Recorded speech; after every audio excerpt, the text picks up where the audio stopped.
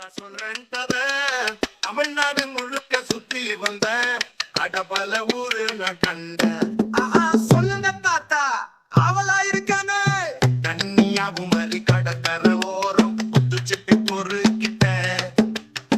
அங்கே ஒரு பெரிய அலையில மேகத்தை கூட தொட்டுட்டேன். அடேங்கப்பா, மேகத்தை தொட்டீங்களா? ஆமாண்டா, நீலகிரி மலையில தேயிலை தோட்டம் நடுவுல பச்சை தேவதை ஒண்ணு எனக்கு டீ கொடுத்துச்சு. தேவதைங்களா? நிஜமாவா தாத்தா? மதுரை மீனாட்சி அம்மன் கோயில் இல்ல